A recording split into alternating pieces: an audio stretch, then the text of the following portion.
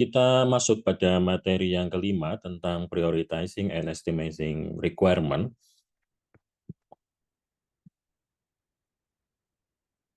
Pendekatan Agile itu bertujuan untuk memaksimalkan keseluruhan nilai bisnis dari waktu ke waktu dan secara permanen mengoptimalisasi nilai bisnis yang ada di dalam software proses tersebut atau proses penciptaannya. Ini disampaikan oleh Leffingwell tahun 2010. Seperti gambar yang terlihat pada layar kaca kalian bahwa setiap iterasi itu meningkatkan atau sama dengan nilai dari produk atau perangkat lunak tersebut. Jadi mulai dari iterasi awal sampai iterasi akhir itu dia menunjukkan bahwa produk yang dikembangkan itu setiap iterasinya harus memberikan peningkatan. Jadi ketika dia di produk yang berpotensi dirilis, itu meningkatkan nilai produk secara keseluruhan. Penelitian yang dilakukan oleh Leffingwell tahun 2010 menjelaskan bahwa ada istilah adalah potensial shippable atau produk tersebut berpotensi dikirim. Pernyataan tersebut adalah tentang kualitas perangkat lunak, bukan tentang nilai atau daya jual dari perangkat lunak tersebut. Jadi ketika sebuah produk berpotensi untuk dikirimkan atau shippable, maka itu berarti semua pekerjaan yang perlu dilakukan untuk fitur tersebut yang saat ini diterapkan dan dilakukan secara teknis di tim developer itu bisa dikirimkan atau dapat dikirimkan. Tetapi itu tidak berarti bahwa fiturnya itu ketika diimplementasikan ke organisasi atau ke user itu cukup berharga bagi pelanggan. Sehingga dibutuhkan sebuah rilis baru yang itu nanti akan ditentukan oleh product owner. Saat merencanakan dan mencapai atau membuat additional value atau penambahan nilai yang konstan dari sebuah produk tersebut atau constant value creation ini, semua kebutuhan, baik kebutuhan yang dia sifatnya adalah masih umum atau masih kasar maupun yang sudah didetailkan, sebaiknya menjadi konsen utama ketika produk tersebut itu akan dikembangkan berdasarkan fitur-fitur yang di dalamnya akan ditambahkan nilai-nilai atau addition value yang bisa ditambahkan ke aspek bisnisnya tersebut.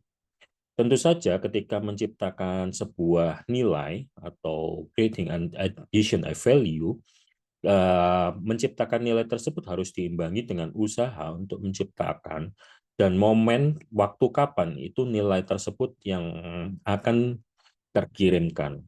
Oleh karena itu, biasanya developer itu memberikan dukungan kepada product owner dengan perkiraan tentang upaya apa saja yang diperlukan untuk menciptakan produk tersebut sehingga mendapatkan sebuah nilai bisnis.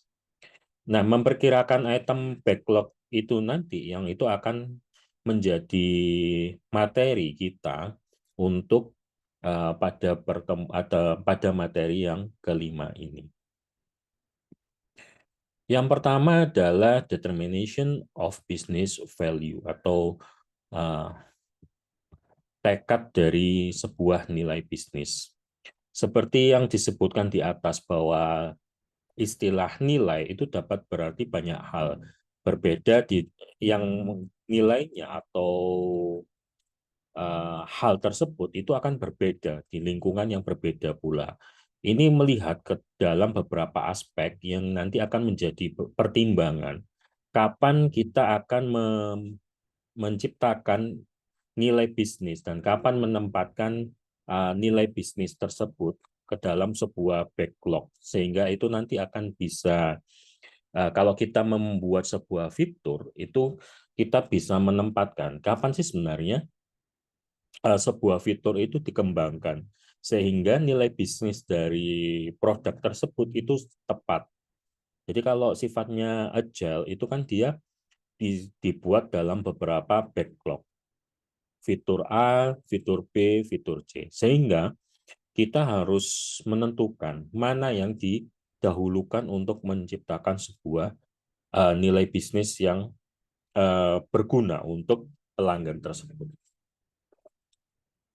Yang pertama dari determination of business value adalah value to customer or other stakeholder.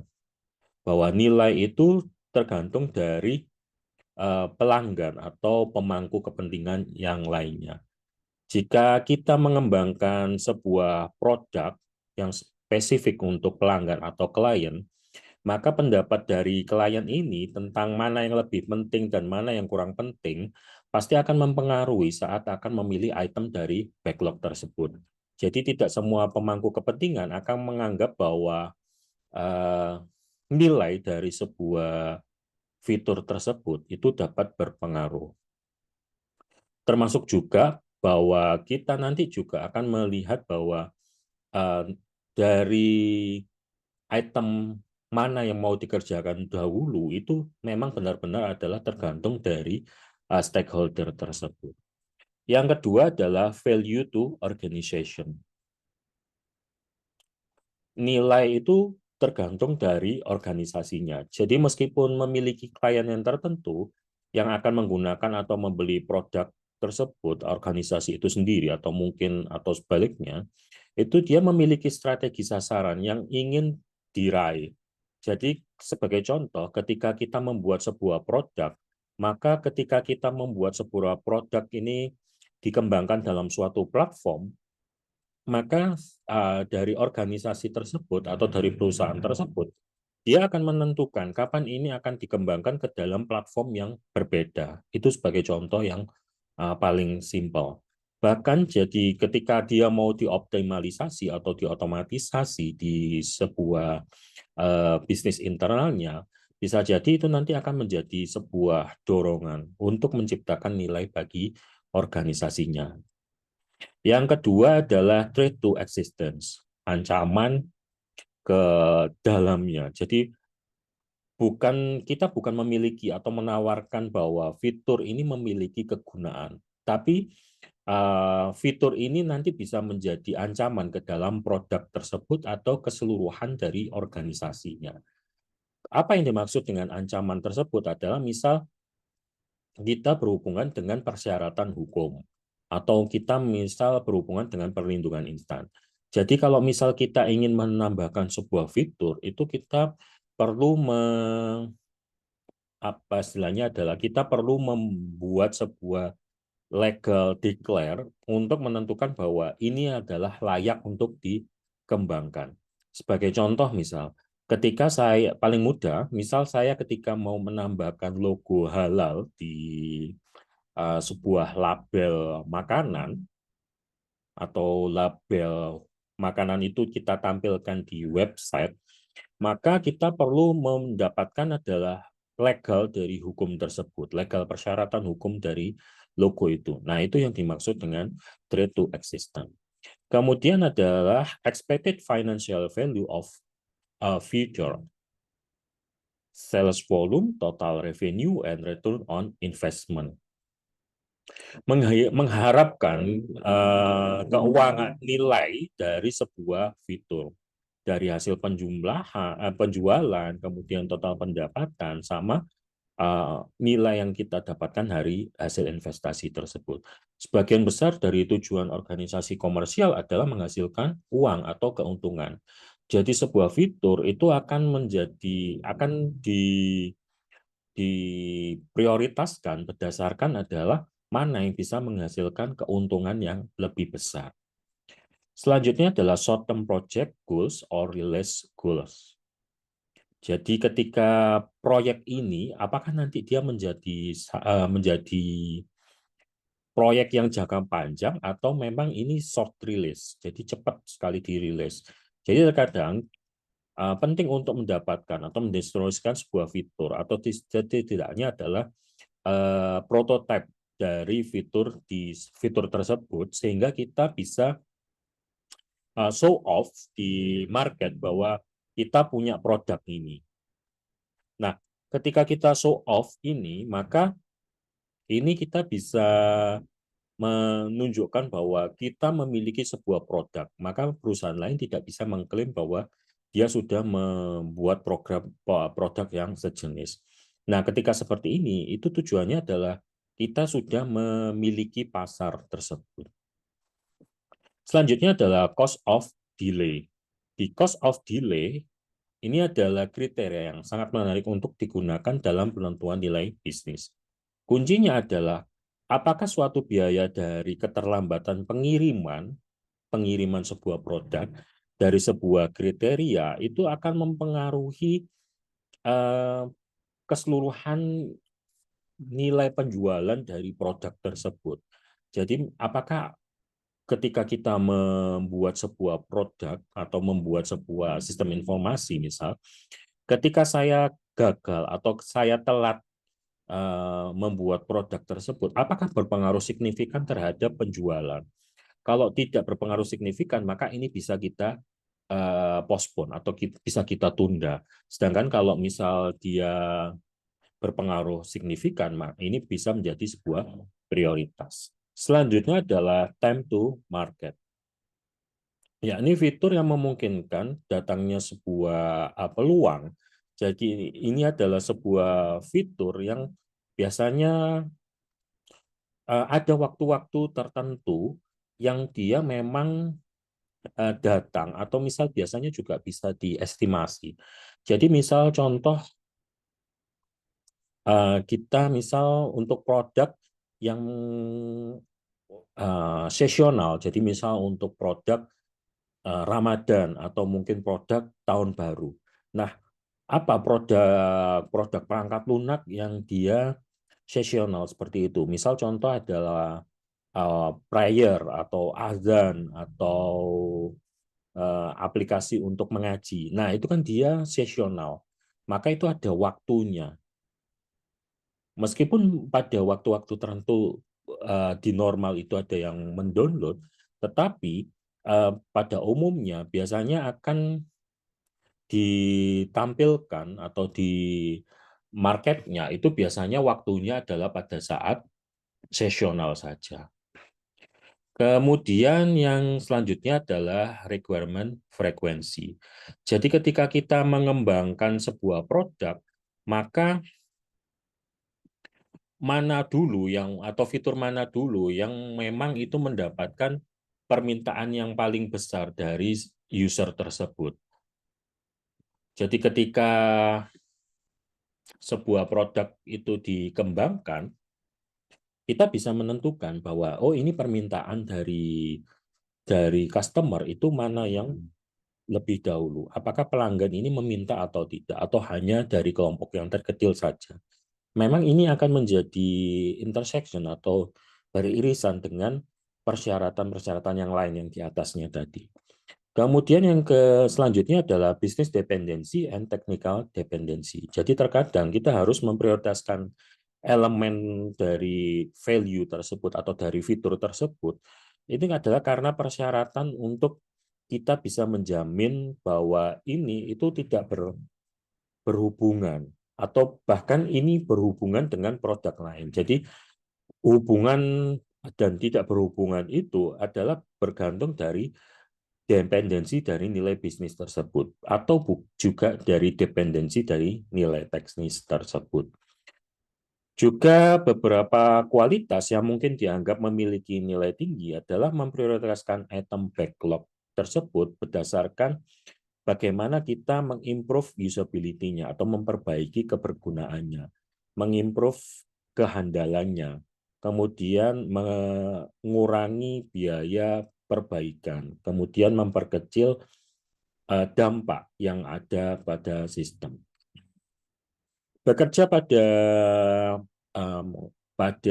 environment yang seperti ini atau kualitas yang seperti ini melakukan dari membuat kita itu bisa menjual sebuah fitur.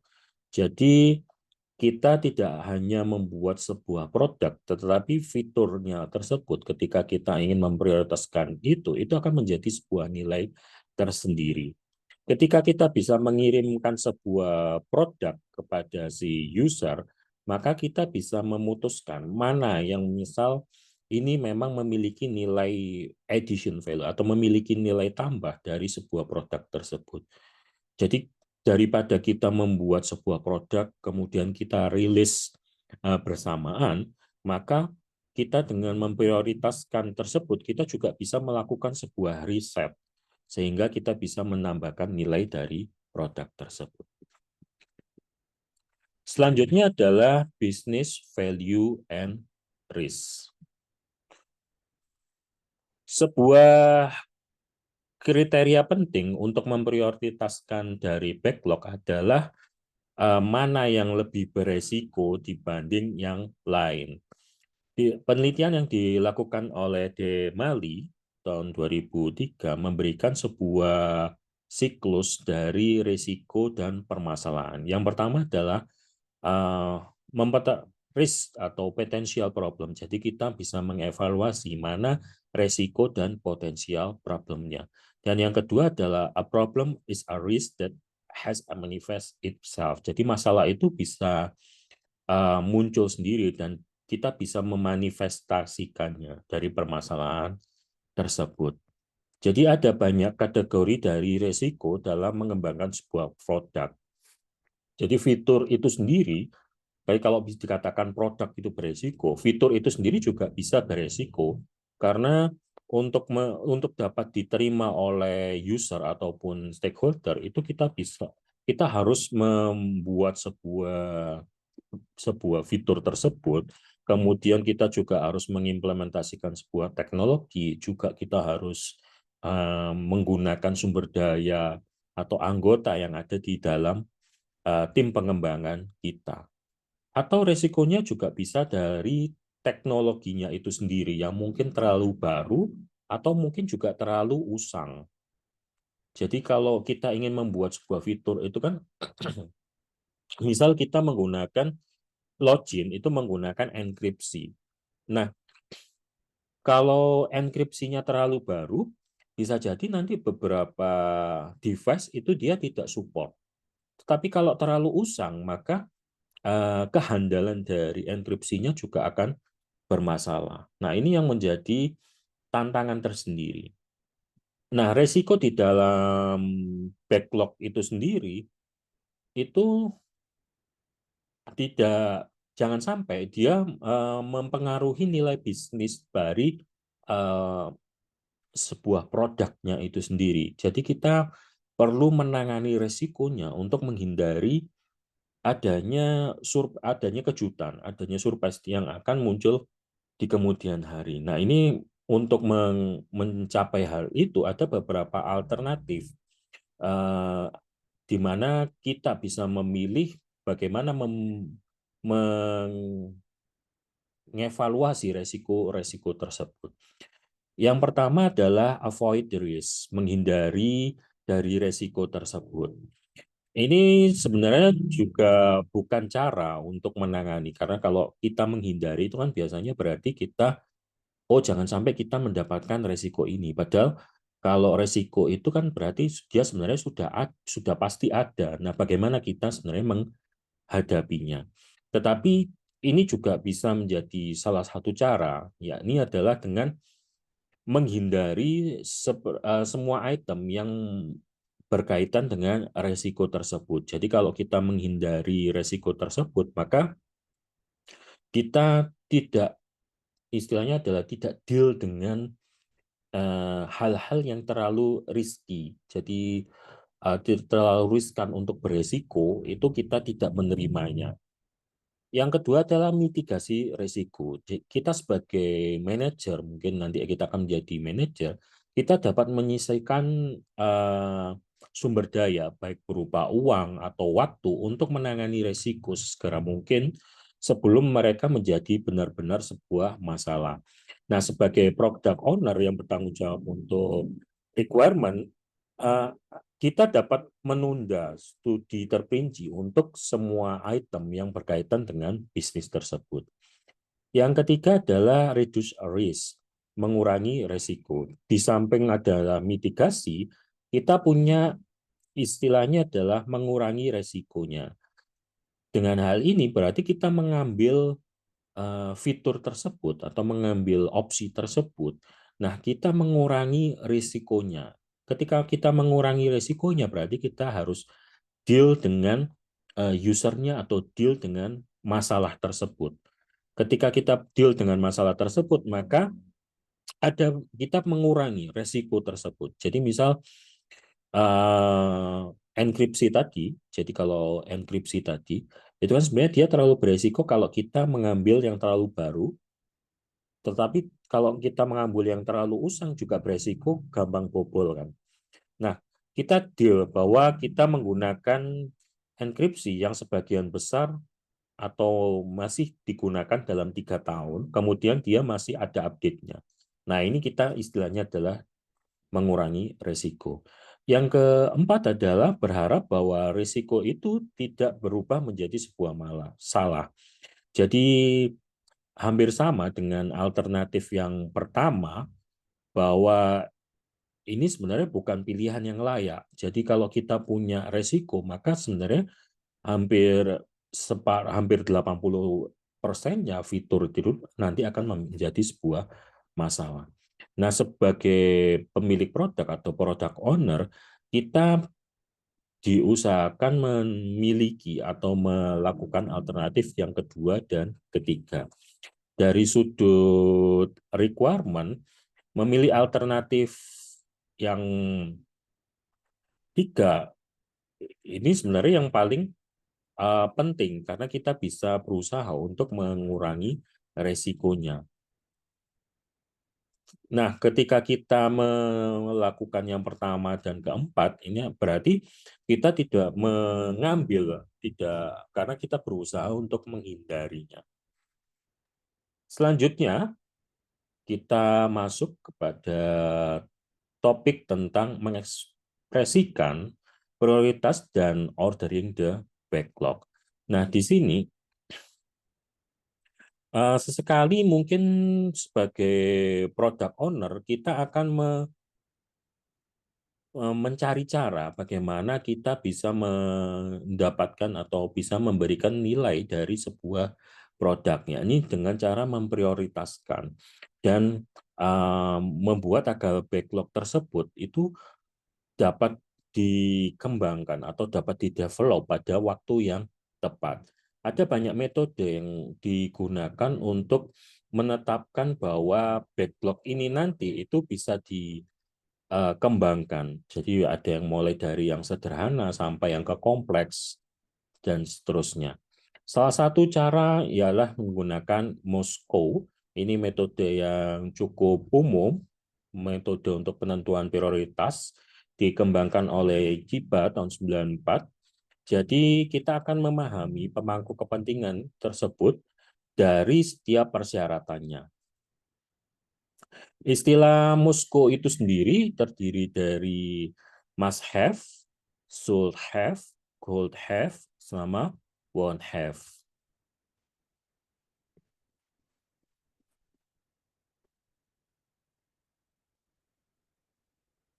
Must have harus dimiliki, yakni adalah persyaratan yang harus dimiliki ini berarti adalah sangat penting atau dalam kotak waktunya ini berarti dia harus sukses agar pengiriman itu bisa sukses. Sedangkan yang selanjutnya adalah should have. Persyaratan berlabel should have ini penting tetapi tidak perlu pada saat pengiriman tersebut, pada saat delivery tersebut. Jadi kalau ini masih bisa ditunda. Kemudian could have, bisa memiliki. Nah, persyaratan ini berarti ketika kita mau mengirimkan, ini sebenarnya tidak perlu dan bisa kita tinggalkan. Karena misal ada constraint-constraint tertentu. Kemudian ada won't have. Nah, ketika won't have, ini sebenarnya tidak tidak akan atau tidak perlu sama sekali. Ini bahwa ini tidak disetujui oleh pemangku kepentingan sehingga item yang paling tidak kritis atau dia tidak punya nilai bisnis di dalam persyaratan tersebut. Skema yang lebih sederhana untuk mengungkapkan prioritas itu dapat menggunakan 3 kategori, yakni kategori high, medium, sama low, tinggi, sedang, sama rendah, atau A, B, C. Masing-masing dari nilai ini akan kita distribusikan sebuah nilai. Biasanya dibuat dari skala 1 sampai 100. Angka 20 menunjukkan bahwa backlog tersebut, angka angka 20 di dalam backlog tersebut itu menunjukkan bahwa ini sebuah produk itu akan bernotasi tinggi atau rendah. Nah, beberapa organisasi menggunakan kisaran angka antara 1 sampai 100 dan menafsirkan nilainya itu berdasarkan nilai bisnisnya. Masing-masing kalau bisa kalian lihat di dalam gambar tersebut, maka kita bisa mengklasifikasikannya berdasarkan nilai-nilai tersebut dari angka 1 sampai 100. Nah, ketika kita membuat sebuah nilai tersebut, maka kita bisa melakukan sorting, melakukan pengurutan dari masing-masing nilai yang masing-masing fitur tersebut itu kan kita tempatkan di dalam backlog tersebut berdasarkan prioritas Moskow. Kemudian kita bisa melakukan sorting terhadap fitur-fitur tersebut atau requirement tersebut berdasarkan nilai bisnisnya. Jika nilai bisnisnya dia lebih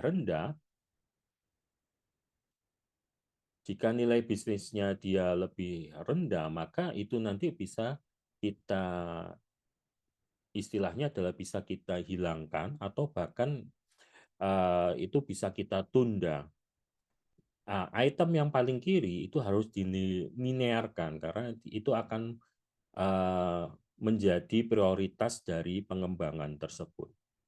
Nah, product owner itu harus menyiapkan bahwa prioritas yang ada di dalam Moskow ini bisa dilakukan dengan tepat. Untuk melakukan prioritas dari Moskow tersebut, kita bisa melakukan sebuah perhitungan bisnis dengan beberapa kriteria. Sebagai contoh, seperti yang ada di layar kaca kalian, jadi ada backlog item, kemudian revenue-nya masing-masing itu memiliki bobot. Nah, kriteria di dalam tabel yang ada di layar kaca kalian ini memiliki kriteria adalah revenue, risk, dan usability. Nah, masing-masing dari ini nanti akan kita tempatkan di dalam kriteria bahwa ini nanti akan dikembangkan untuk menjadi sebuah produk. Masing-masing di dalam nilai tersebut itu nanti akan menentukan apakah dia memiliki nilai bisnis yang rendah, sedang, ataupun tinggi. Kalau kita kembalikan ke dalam Moskow yang tingkatan tadi, yang piramida tadi. Selanjutnya adalah kita setelah melakukan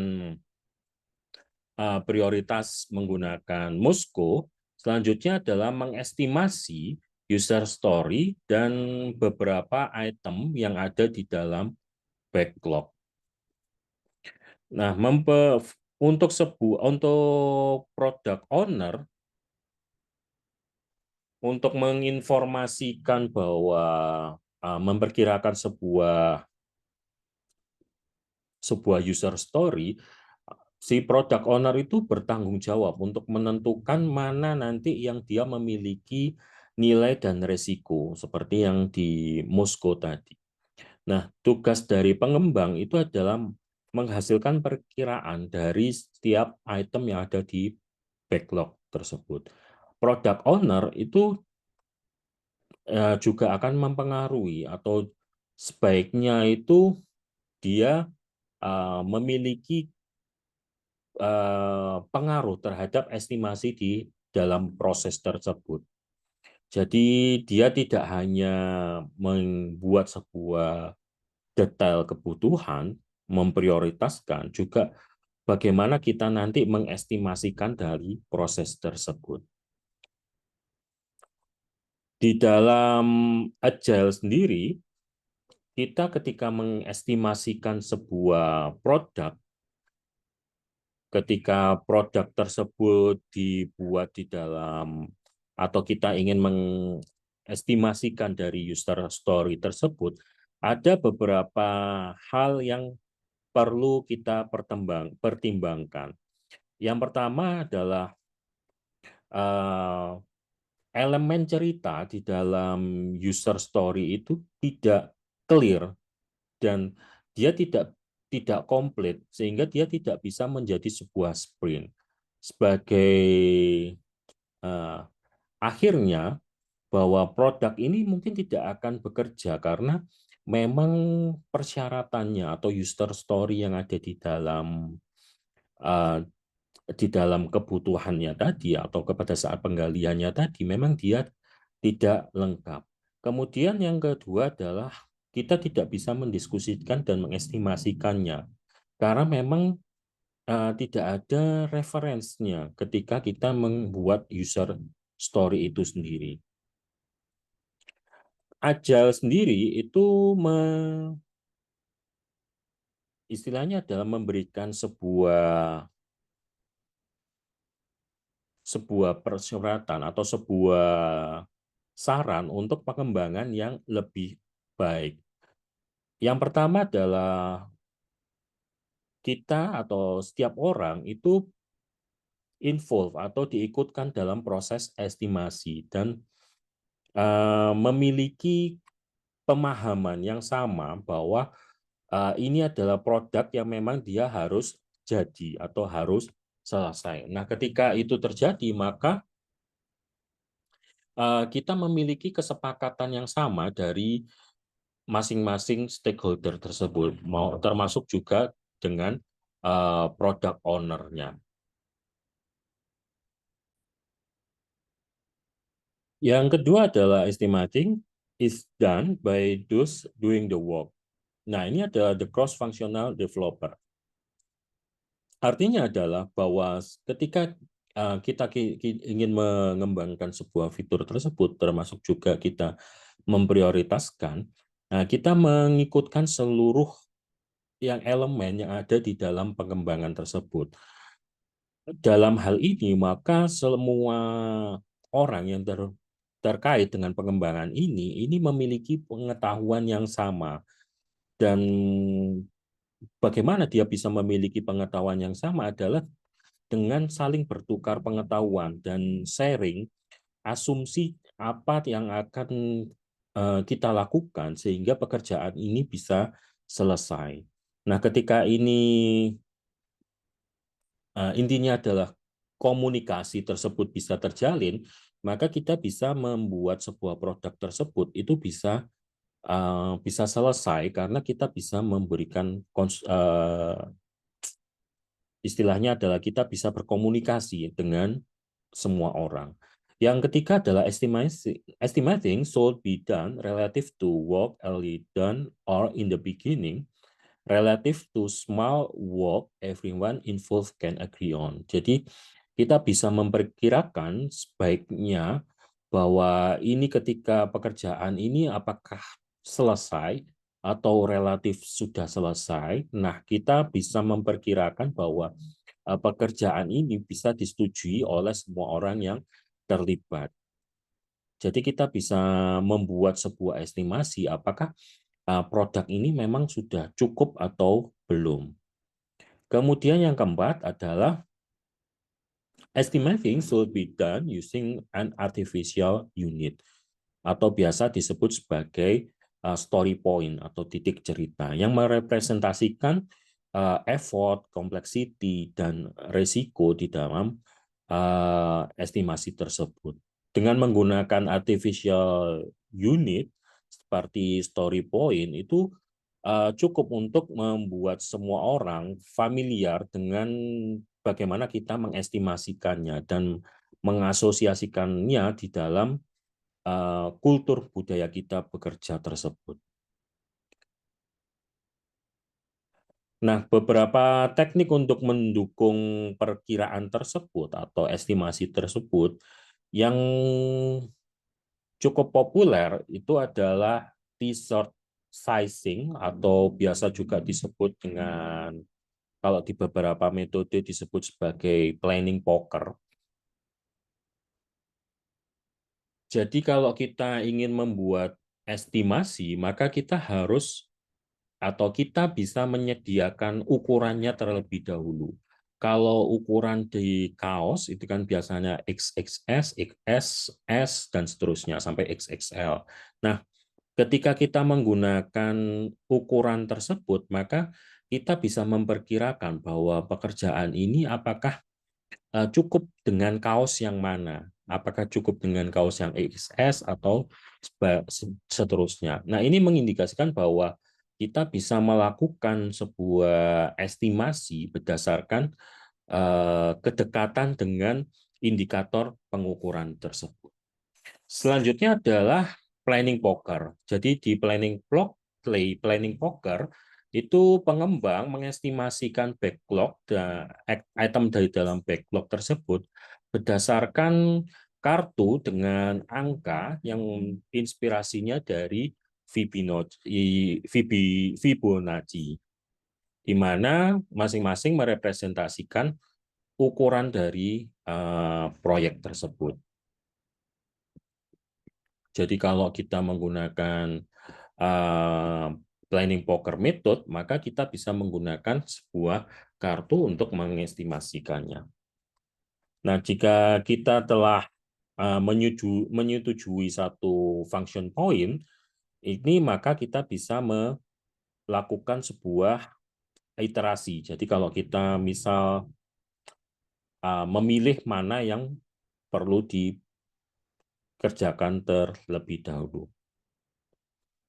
Keuntungan dari planning poker ini adalah dikatakan sebagai teknik yang cukup baik untuk tim yang baru dan tim yang dia belum memiliki pengalaman untuk melakukan sebuah estimasi. Karena memang ketika hal ini bisa dilakukan, maka sebenarnya kita meminimalkan proyek tersebut berdasarkan nilai yang ada di dalam kartu tersebut. Atau kalau di t-shirt tersebut, maka kita bisa melakukan estimasinya itu berdasarkan indikator yang memang sudah kita pakai. Selanjutnya adalah ketika kita melakukan sebuah estimasi di dalam backlog tersebut atau estimasi di dalam perangkat lunak tersebut, ketika kita melakukan estimasi tersebut, ada kalanya kebutuhan atau requirement yang kita dapatkan itu cukup banyak atau sangat besar bahkan. Nah, kalau kita menggunakan teaser atau planning poker, ini tidak mungkin. Karena kalau seperti itu, berarti kita perlu membuat atau kita perlu mengepaskan masing-masing fitur yang banyak tersebut dengan standar tersebut.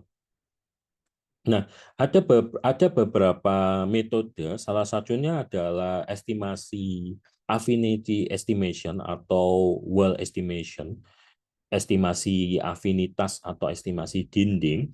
Ini digunakan untuk memperkirakan ketika jumlah requirement-nya yang lebih besar. Jadi untuk memperkirakan kapan kita melakukan proses rilis dari setiap fitur tersebut.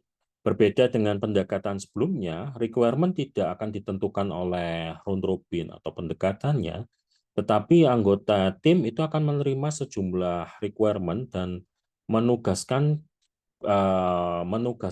secara istilahnya adalah kita akan menugaskannya ke masing-masing wadah yang sudah diwakili oleh set requirement itu sendiri. Nah, nanti masing-masing itu akan menentukan mana yang bisa dikerjakan terlebih dahulu, mana yang tidak. Jadi istilahnya adalah masing-masing dari tim itu nanti akan diberi kertas, kemudian dia akan memperkirakan mana yang mau dikerjakan lebih dahulu, mana yang tidak. Nah, masing-masing kalau nanti di masing-masing kertas tersebut memiliki nilai yang sama, jadi misal ini untuk fitur A, B, C, fitur A berapa orang yang menyetujui, fitur B berapa orang yang menyetujui, fitur C berapa orang yang menyetujui, dan sebagainya. Nah, ini kemudian kita bisa memperkirakan mana yang perlu dikerjakan terlebih dahulu. Selanjutnya adalah memilih strategi untuk melakukan proses pengembangan. Strategi yang berbeda itu dapat diterapkan saat kita memilih atau apa yang harus dipilih untuk melakukan rilis awal. Itu berdasarkan nilai yang diketahui, resiko, dan upaya yang diperlukan untuk mengembangkan item dari backlog tersebut. Ada dua konsep utama yang biasa digunakan di Agile. Yang pertama adalah developing a minimum viable product, MVP, minimum viable product, dan developing a minimum marketable product, MMP. Di minimum viable product adalah produk minimum yang layak untuk versi produk yang baru, dan itu memungkinkan tim untuk mengumpulkan uh, mengumpulkan nilai yang maksimum untuk proses validasinya ketika itu nanti akan dikembangkan atau itu nanti bisa memiliki nilai return yang sangat tinggi. Nah, istilah dari MVP ini sendiri diperkenalkan oleh Frank Robinson tahun 2001 dan dipopulerkan oleh Steve Blank dan Eric Ries tahun 2011. Mengumpulkan insight dari MVP ini itu seringkali lebih istilahnya adalah lebih mudah dan lebih murah dibandingkan dengan mengembangkan produk dengan lebih banyak fitur. Jadi karena kita memang fokus pada item-item yang memang dia memiliki ketika itu kita bangun produk itu bisa dianggap oh ini sudah jadi. Meskipun dia tidak memiliki keseluruhan dari fitur, maka dia dikatakan adalah minimum viable product. Nah, MVP ini sendiri merupakan ide dari Lean Startup, metodologi yang diperkenalkan oleh Eric Ries, yang memang bukan biasanya, memang dasarnya adalah dari build, measure, learn, sama cycle. Cycle artinya adalah dia secara terus-menerus. Jadi MVP itu bisa dikatakan adalah sebagai cara untuk memahami bahwa ide itu kita bisa membuat sebuah ide, kemudian kita bisa melakukan pengujian ide tersebut dengan cepat kepada stakeholder tersebut. Sehingga kita bisa mendapatkan atau memperoleh wawasan tentang target dari pasar tersebut.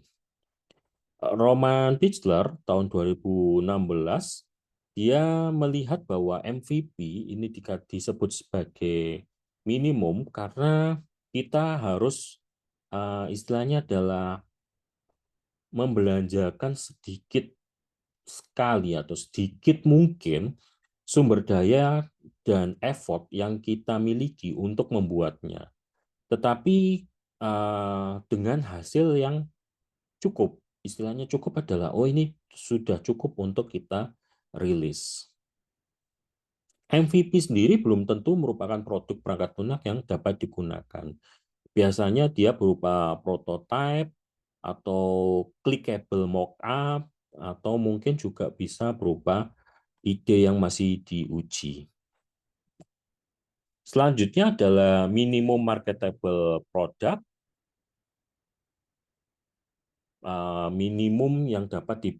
produk minimum yang dapat dipasarkan. Jadi ketika sudah ditentukan MVP-nya, maka kita membuat sebuah MMP, Minimum Marketable Product. Didasarkan bahwa less is more. Nah, MMP ini mendeskripsikan produk dengan rangkaian fitur yang sekecil mungkin dan dapat dialamatkan ke kebutuhan pengguna awal. Jadi ini sebenarnya adalah fokusnya.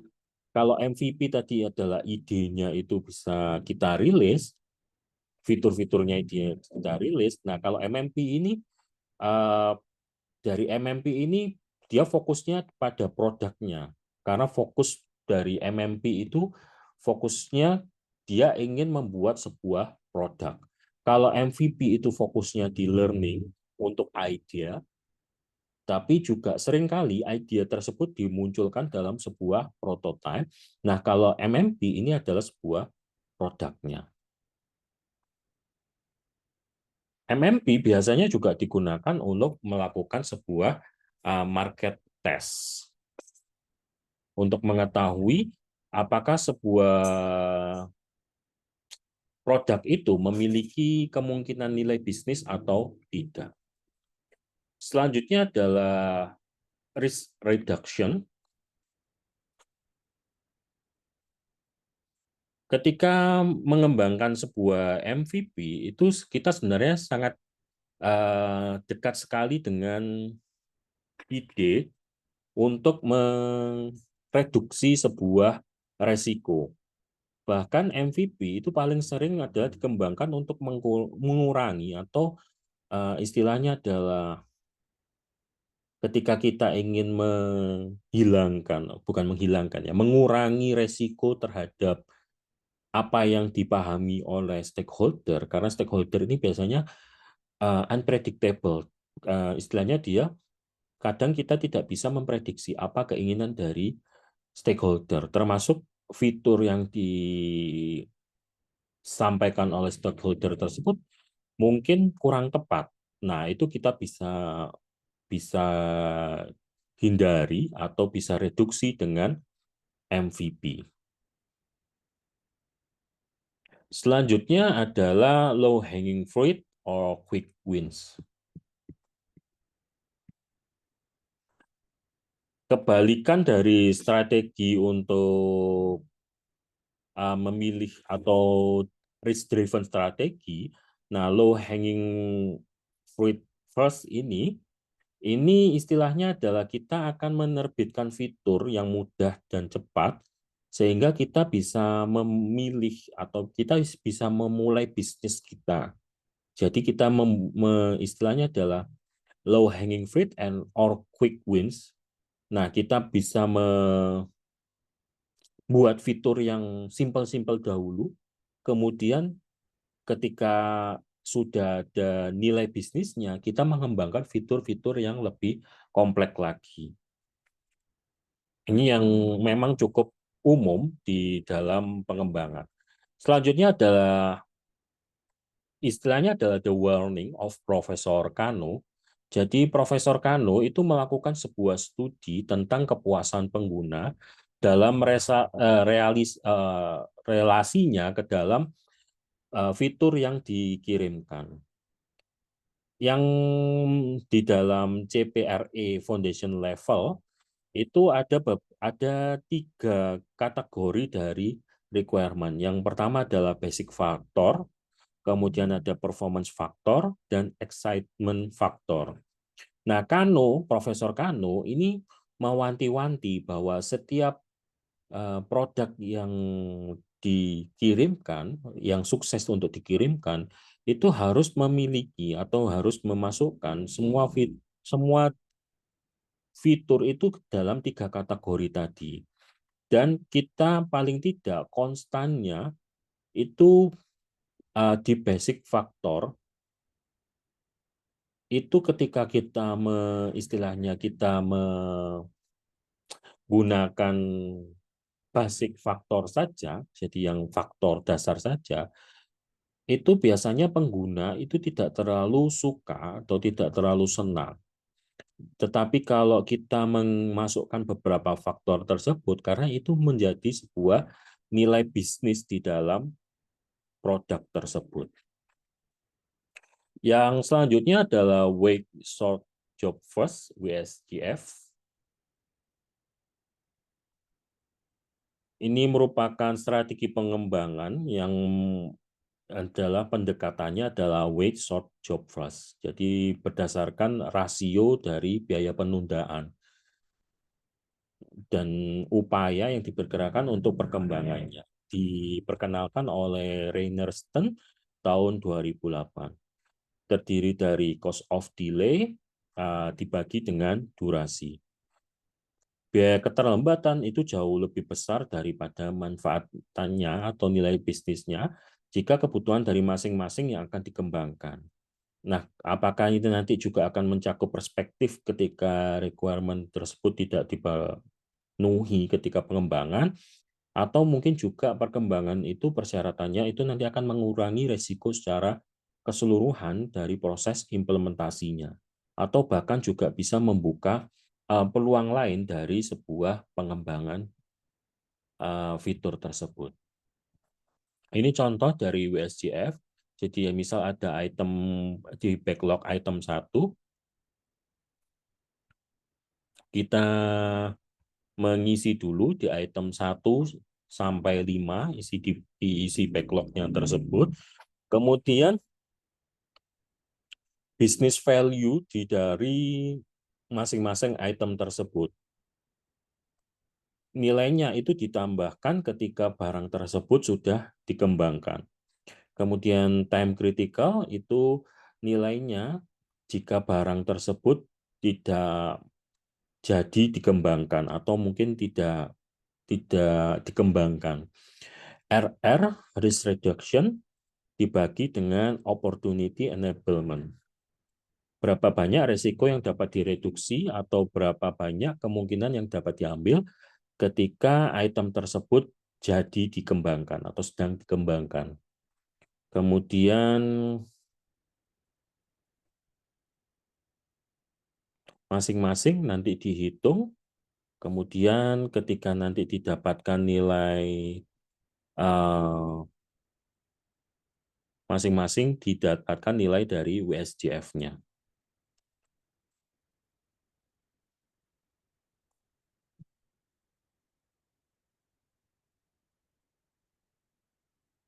Kesimpulan, sebagai kesimpulan dari materi ini, ketika kita melakukan ordering dari backlog itu sendiri, itu merupakan iteratif two-step proses. Istilahnya adalah sebagai product owner, kita akan melakukan pre-order terhadap backlog. Istilahnya adalah pre-order terhadap backlog tersebut berdasarkan dari nilai bisnis dari masing-masing item yang sudah kita kembangkan sebelumnya. Nah, kita sudah melihat bahwa kita bisa mendefinisikan nilai bisnis apa terhadap nilai organisasi tersebut. Sebagai product owner, kita tidak bisa meremehkan resiko karena terkadang kita harus menyimbangkan nilai dengan resiko agar tidak membahayakan dari pengembangan sebuah produk. Value itu bisa diekspresikan dalam berbagai skala seperti Moskow, atau kalau bisa kita sederhanakan menjadi high, medium, sama low, atau kita juga bisa memasukkan ke dalam sebuah item linear yang berurutan sehingga bisa menunjukkan nilai tersebut. Kemudian selanjutnya adalah pengembang, itu nanti akan memberikan item dari masing-masing backlog. Termasuk di dalamnya adalah siapa yang nanti bertanggung jawab terhadap pekerjaan tersebut, kemudian bagaimana mengestimasikannya. Ini biasanya dilakukan oleh tim, kemudian bagaimana nanti estimasi tersebut dapat dilakukan secara relatif dengan membandingkan ukuran dan effort dari produk tersebut. Nah, bermacam-macam proses untuk estimasi seperti T-search, kemudian Fibonacci chart di planning poker tadi, kemudian well estimation atau affinity estimation itu dapat kita gunakan untuk melakukan proses estimasi. Ketika backlog itu cukup kecil dan dipahami dengan baik, maka perkiraannya akan cukup tepat untuk memungkinkan perencanaan dari iterasi tersebut. Ketika itemnya masih terlalu besar atau belum sepenuhnya dipahami, maka tim di tim ini akan menunjukkan bahwa nilai yang tinggi dari perkiraan tersebut kepada product owner, dan itu perlu diklarifikasi lagi kepada masing-masing stakeholder. Kemudian dari estimasi tersebut, product owner akan melakukan perubahan, sehingga kita bisa memilih atau melakukan estimasi ulang. Berdasarkan dari value dan mengestimasi dari jumlah strategi, kita bisa menentukan iterasi mana yang perlu dilakukan terlebih dahulu. Untuk strategi, kita bisa menggunakan minimum viable product yang diikuti dengan minimum marketable product sebelum melakukan proses pengembangan secara utuh. Kemudian organisasi dapat mengadopsi strategi perolehan dari business value, pengembangan dari business value, jika tujuan utamanya adalah mengirimkan produk lebih awal dan membangun pasar, maka strategi pengurangan risiko awal mungkin bisa lebih populer atau lebih disukai untuk menghindari produk-produk atau fitur-fitur yang memang high risk. Itu bisa kita gunakan untuk memberikan informasi kepada stakeholder tentang proses pengembangan tersebut. Demikian materi yang kelima ini, semoga bermanfaat.